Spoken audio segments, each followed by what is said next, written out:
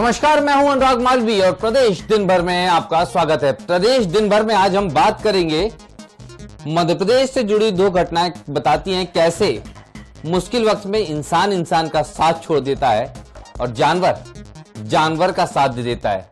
जो जानवर आपस में दुश्मन होते हैं वो मुश्किल वक्त में दोस्त बन जाते हैं और जो इंसान आपस में दोस्त होते हैं वो मुश्किल वक्त में कैसे दुश्मन बन जाते हैं। इसी पर करेंगे हम बात दो घटनाओं के साथ। दरअसल एक घटना है मध्य प्रदेश के पेंच टाइगर रिजर्व के बफर जोन की। इस बफर जोन में एक शेर जंगली सुअर का शिकार करते करते कुएं में गिर गया। जंगली सुअर पहले से ही कुएं में था और दोनों मुश्किल में थे, लेकिन जब जान बचाने की बारी आई तो दोनों में दोस्ती हो गई और उनकी दोस्ती ही वजह थी कि दोनों सकुशल कुएं से बाहर निकाल लिए गए। तस्वीरें हम आपको लगातार दिखा रहे हैं इस पूरे घटनाक्रम की। अब चलते हैं दूसरे घटनाक्रम की तरफ। यह घटनाक्रम है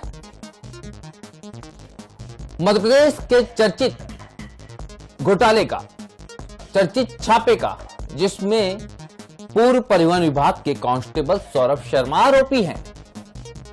इन दिनों सौरभ शर्मा और उनके दोनों साथी शरद जायसवाल और चेतन मुश्किल में है। तीनों ही लोकायुक्त की पुलिस की हिरासत में। और जब पूछताछ शुरू हुई तो ये तीनों गहरे दोस्त आपस में ही दुश्मन बन गए। शरद और चेतन ने सारे आरोपों की जड़ सौरभ को बता दिया। सोने का मालिक सौरभ, पैसों का मालिक सौरभ, गाड़ी का मालिक सौरभ, यानी कि कुल मिला के अपराधी किसको बनाया? उसके ही साथियों ने सौरभ को। और सौरभ के इन दोनों दोस्तों ने यानी कि शरद और चेतन ने सौरभ का साथ छोड़ दिया। आपस में जो बातचीत हुई वो भी हम आपको ग्राफिक्स के जरिए दिखा रहे हैं। सवाल, 52 किलो सोना और 11 करोड़ कैश किसका है?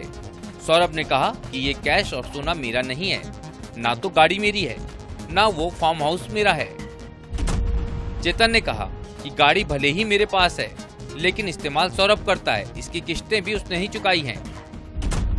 शरद ने कहा, ये तो सौरभ और चेतन जाने, मैं तो सिर्फ कर्मचारी हूँ। चेक पोस्ट की रसीदें कहाँ से आई? सौरभ ने कहा कि मुझे इसकी जानकारी नहीं, ना ही ट्रांसपोर्ट के चेक पोस्ट से कोई लेना देना है, मैं तो 2 साल पहले ही इस्तीफा दे चुका हूँ। चेतन ने कहा कि ये सब कुछ सौरभ ही यहाँ रखता है।